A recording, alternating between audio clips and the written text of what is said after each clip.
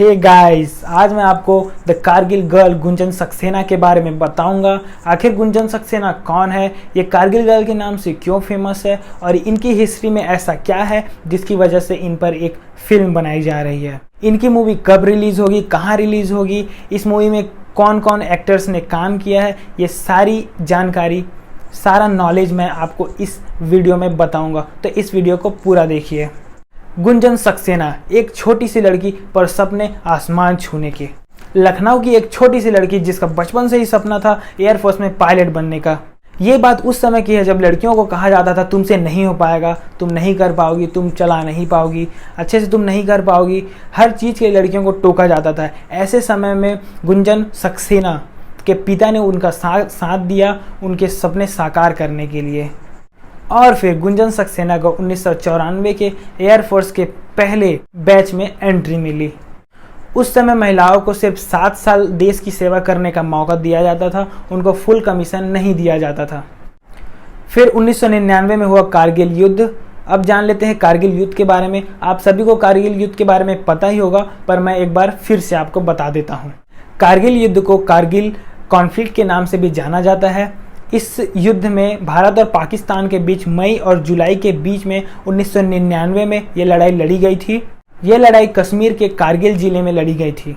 पाकिस्तान की सेना और कश्मीर के उग्रवादियों ने मिलकर भारत की ज़मीन पर अपना कब्जा करने की कोशिश की। इस लड़ाई में हमारे देश के बहुत सारे जाबाज सैनिकों ने अपनी कुर्बानी दी हमारे देश की रक्षा करने के लिए, और इन द फाइनल हम जीत गए और पाकिस्तानी सैनिकों को वापस अपने बेस पर जाना पड़ा।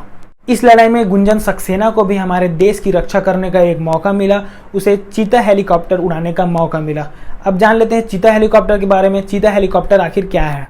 फ्रांस में बनाया इस हेलीकॉप्टर का नाम एरोस्पेटिला SA-315B लामा है। हिंदुस्तान एरोनॉटिक्स लिमिटेड के अंतर्गत उसका नाम चेंज करके चीता नाम से उसे बनाया गया। इसमें एक इंजन होता है, नॉर्मल एटमॉस्फेयर के लिए इसे बनाया गया था और नॉर्मल यूज़ के लिए इसे बनाया गया था, और इसकी high speed 192 kilometre per hour की होती है। यह हेलीकॉप्टर सिर्फ नॉर्मल यूज़ के लिए बनाया गया था, इसमें ना ही कुछ हथियार होता था। गुंजन सक्सेना के पास सिर्फ एक रिवॉल्वर और एक गन थी, जिससे वो अगर दुश्मन इलाके में गिर जाए तो अपनी सेल्फ डिफेंस के लिए उसे दिया गया था।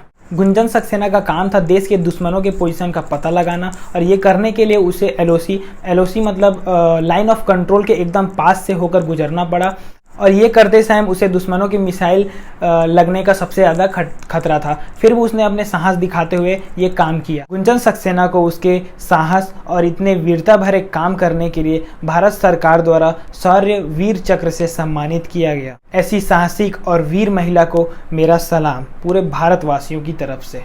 44 साल की गुंजन सक्सेना अब रिटायर हो चुकी है और अपने फैमिली के साथ रहती है। ये थी इस मूवी की बेसिक जानकारी गुंजन सक्सेना द कारगिल गर्ल के बारे में। अब इस मूवी में किसने गुंजन सक्सेना द कारगिल गर्ल का रोल किया है, उनके पिता का रोल किसने किया है, और कौन कौन एक्टर्स ने इस मूवी में काम किया है, ये सभी के बारे में मैं आपको बताता हूँ। गुंजन सक्सेना का रोल जानवी कपूर करते हुए दिखेंगी और उनके पिता का रोल पंकज त्रिपाठी करते हुए दिखेंगे। जानवी कपूर की ये दूसरी मूवी है, इससे पहले वो धड़क में हमें दिख चुकी है। पंकज त्रिपाठी को तो हम जानते ही हैं, सेक्रेड गेम्स और मिर्ज़ापुर जैसे बहुत से वेब सीरीज़ में वो हमें दिख चुके हैं, और बहुत सी अच्छी अच्छी मूवीज़ में भी उन्होंने काम किया है। इनके साथ साथ अंगद बेदी और विनीत कुमार जैसे एक्टर्स ने भी इसमें काम किया है। इस मूवी के डायरेक्टर है शरण शर्मा, और इस मूवी को प्रोड्यूस किया है धर्मा प्रोडक्शन और जी स्टूडियोज़ ने। यह मूवी नेटफ्लिक्स पर हमें कुछ ही दिनों में दिख जाएगी, उसे आप देख सकते हैं। ये रही इस मूवी की पूरी जानकारी। अगर कुछ छूट गया हो तो कमेंट करके ज़रूर बताएं, मैं उसको कवर कर दूंगा। और हमारे चैनल को लाइक शेयर एंड सब्सक्राइब करो यार, मैंने इस वीडियो के लिए बहुत मेहनत की है। तो चलो यार, आज के लिए बस इतना ही। मिलते हैं अगले वीडियो में। बाय।